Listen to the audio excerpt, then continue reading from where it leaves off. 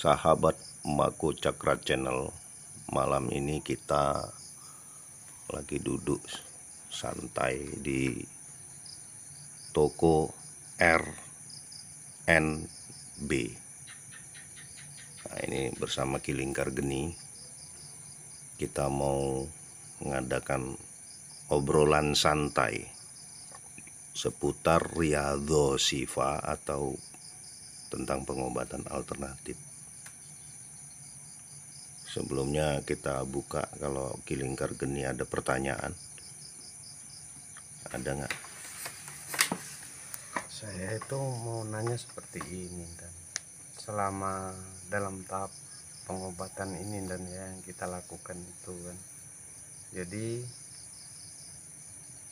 ini pasien yang kita obatin itu banyak ibaratnya melontarkan kata-kata seperti ini, dan jadi di hati saya juga timbul keikhlasan untuk ibaratnya mengobati menolong gitu, dan ikhlas ibaratnya walaupun tanpa ada ibaratnya imbalan segala apapun, saya ikhlas lillahi ta'ala, pengen ibaratnya menolong sesama gitu. Dan mereka yang dia orang ibaratnya cerita sendiri gitu kan, ibaratnya ceritanya, waduh saya ini udah sakit seperti ini katanya kan, tapi mau berobat susah gitu kan, kalau kita ibaratnya berobat ke sana harus ada biaya seperti ini kan gitu kan.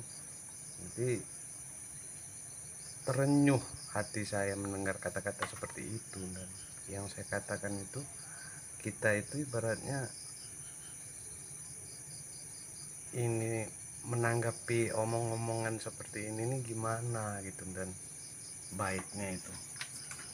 Iya, jadi sesungguhnya itu kan manusia yang mendapat anugerah, satu kelebihan itu oleh Allah pasti orang-orang pilihan, itu pasti itu kan. Kelebihan itu kan ada tingkatannya, makanya kita bilang kelebihan saja, karena untuk para kiai-kiai, orang-orang alim itu maunah, ada lagi mungkin para wali itu karomah, sampai para nabi itu mukjizat. Tapi itu semua jangan kita pikirkan itu sudah Allah yang maha tahu faknya. Kalau kita tidak punya ketiga-tiganya itu, yang kita harapkan hanya diberi ridho oleh Allah. Mengenai kelebihan juga nggak bisa kita akui, karena begitu mengakui kelebihan nanti justru itulah sumber kekurangan.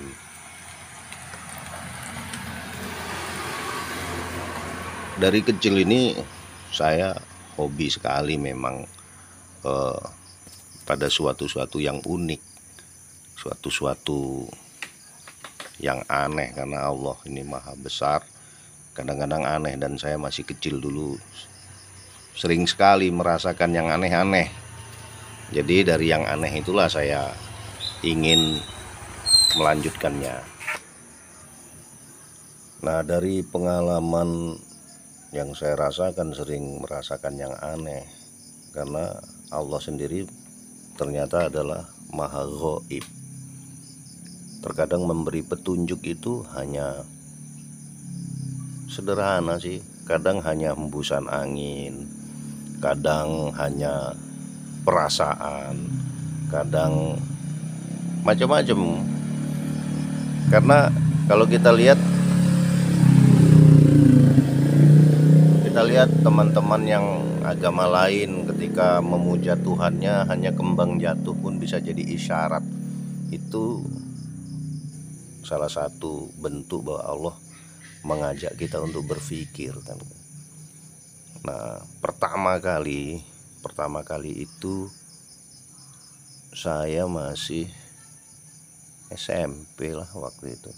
SMP ada acara di rumah. Kemudian di sana banyak orang yang datang, temannya ayu saya, mbak saya.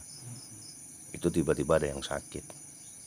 sakit itu ternyata waktu itu sakit mah kronis, sehingga kalau sudah kumat harus masuk rumah sakit. Tapi karena mau acara itu, jadi beliaunya tidak mau diberitahu ke orang tuanya, mendingan nahan sakit daripada nanti dibawa orang tuanya, dibawa ke rumah sakit.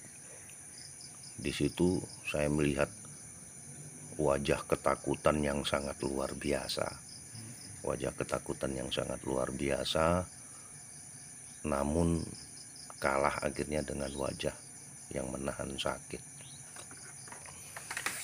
Begitu mau dikasih tahu orang tuanya, dia tetap bilang jangan. Ketika sakit itulah naluri ini baru pertama kali naluri saya menyatakan, boleh nggak saya melihat penyakit ini.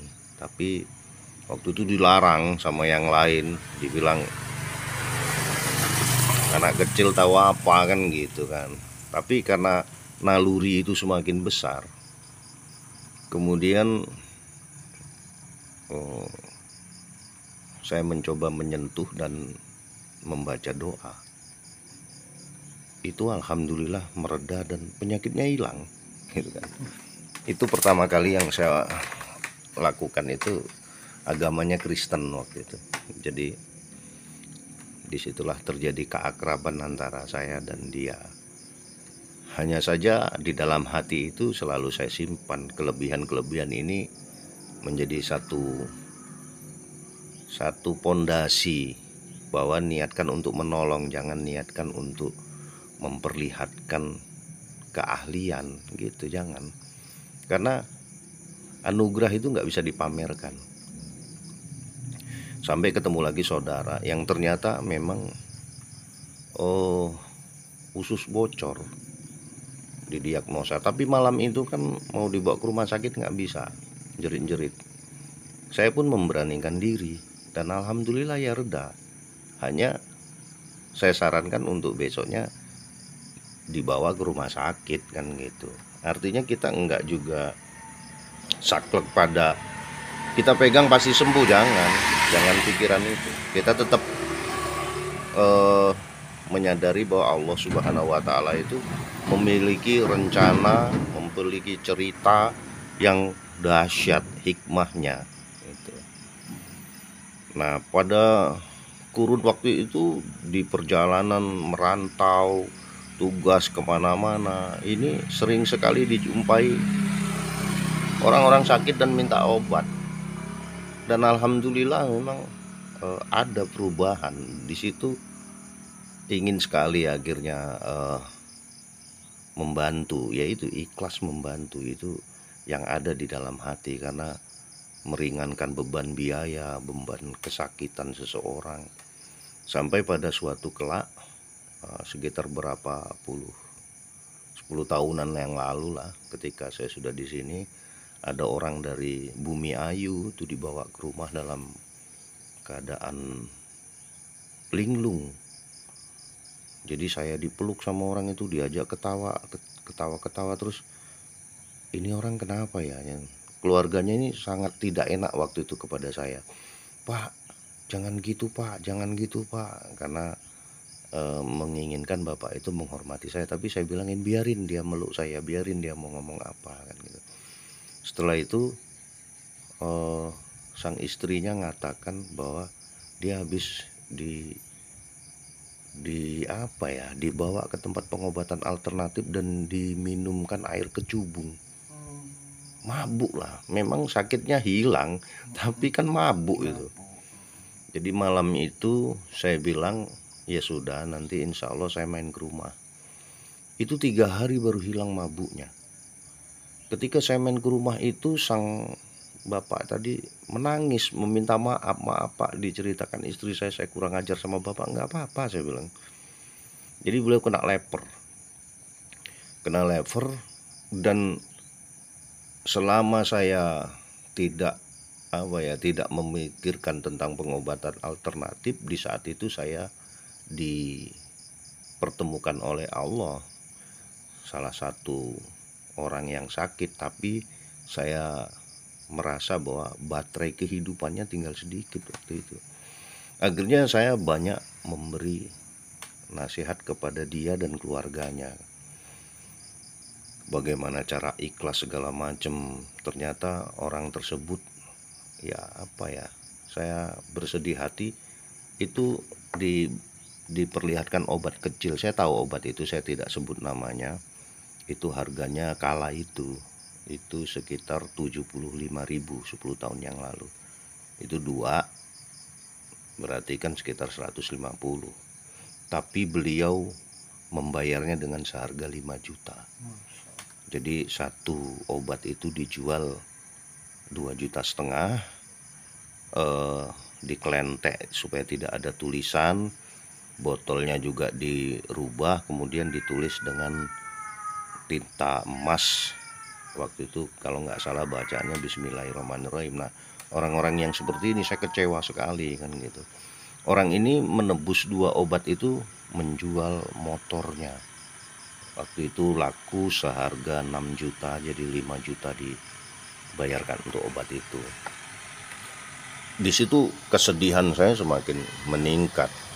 Pada sampai akhirnya belum ada WA begini, belum ada WA, belum ada apa-apa. Saya usai sholat tahajud, kemudian zikir, saya tidur. Belum lama tidur, tiba-tiba saya bermimpi. Beliau datang pakai baju koko putih bersih, kemudian mendekati saya. Pak, saya agak lupa waktu itu, mungkin kayaknya beliau mengucapkan salam ya. Assalamualaikum, saya jawab waalaikumsalam. Kemudian dia bilang, Pak, saya keburu nanya. Loh, apa sudah sehat Pak? Saya bilang gitu. Alhamdulillah Pak, tapi sekarang saya mau nunjukkan kepada Bapak rumah saya yang baru. Maksudnya pindah dari Bumi Ayu? Iya Pak, katanya. Ayo ikut. Jadi saya diajak lah sama beliau. Saya lihat itu kayak asrama, pintu gitu. Kemudian beliau sampai pintu, Pak, ini rumah saya yang baru. Tapi maaf, bukannya tidak menghormati Bapak, Bapak nggak boleh masuk. Ya nggak apa-apa, saya bilang gitu. Saya masuk dulu Pak ya. Iya, saya bilang gitu kan. Beliau masuk langsung tutup pintu. Sebelumnya ngomong, kalau Bapak mau istirahat ke samping rumah saya ini Pak, masih kosong gitu. Tapi bukan rumah Bapak. Iya, saya bilang. Jadi begitu beliau masuk, saya ke samping rumah itu kosong kan. Saya lihat, saya masuk ke dalam situ, saya lihat itu apa ya, banyak sawang kotor gitu. Lagi asik-asik lihat itu ada satu penjaga yang datang dan marah. Dia setengahnya membentak, Pak, keluar dari rumah itu bukan rumah Bapak. Saya jawab sambil senyum kan, bentakan itu. Saya tahu Pak, saya cuma lihat-lihat saja, ini bukan rumah saya, ini jelas sudah ada yang punya. Saya kesini cuma nganter tetangga di sebelah, dan saya di sini lihat. Setelah itu saya keluar, saya hanya melihat sebentar, saya bilang gitu. Kemudian penjaga itu kembali memberi ultimatum, cepat keluar. Iya, saya keluar, nggak usah marah-marah deh, saya bilang gitu kan sambil santai. Begitu saya keluar dari pintu itu, saya dengar suara HP berbunyi. Saya lihat HP itu tanpa nama, kemudian saya angkat, tapi saya refleks langsung menjawab, innalillahi wa inna ilaihi rojiun. Kemudian ternyata keluarganya, anaknya kalau nggak salah yang nelpon saya. Loh, kok Bapak udah tahu?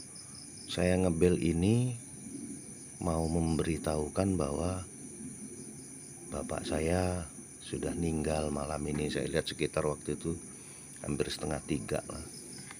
Iya, beliau sudah ketemu saya dan berpamitan. Oh ya Pak. Maka kan kemarin waktu kondangan kan sampean lihat gimana penyambutan keluarga itu kan.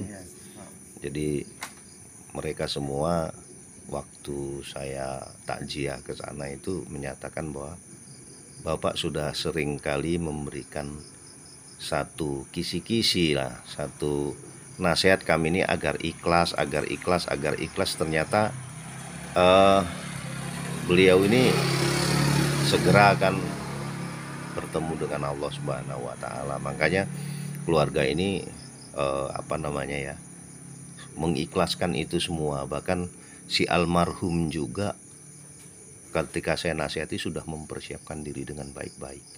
Hanya sempat ada keluar omongan yang tidak kita ikhlaskan, Pak, saya berobat dulu sebelum tepat Bapak itu yang 6 juta biaya itu kata dia kan, biaya bayar obat sama biaya pelayanan total 6 juta. Nah, artinya apa? Ketika banyak orang yang mendoakan jelek seperti itu nanti bahaya. Nah, kalau orang mendoakan baik kepada kita itu alhamdulillah. Jadi dari situlah eh, rentannya sudah agak lama saya mendirikan apa ya, untuk membantu dengan cara pengobatan alternatif itu, menghindari orang-orang yang nggak punya uang diperas oleh oknum-oknum. Kita tidak bilang siapa, itu pasti oknum kan gitu, yang memanfaatkan keadaan orang sakit itu. Kalau mencari kesembuhan dibilang biaya berapa aja pasti akan mengusahakan. Nah, itu yang kita hindarkan. Jadi di tempat kita ini niatkan ikhlas. Itu pengalaman cerita tentang bagaimana perjalanan pengobatan alternatif. Karena waktunya sudah hampir 17 menit, ini kita tutup dulu, nanti kita lanjutkan pada hal-hal berikutnya. Kalau betul-betul memperhatikan obrolan santai ini, nanti insya Allah bagi orang-orang yang berniat memasuki alam pengobatan alternatif, mereka akan mendapatkan sentuhan hikmah, sentuhan cahaya, sentuhan rahasia yang akan diberikan Allah berupa petunjuk atau isyarat. Itu aja sahabat Mako Cakra Channel, obrolan santai malam ini. Selamat malam.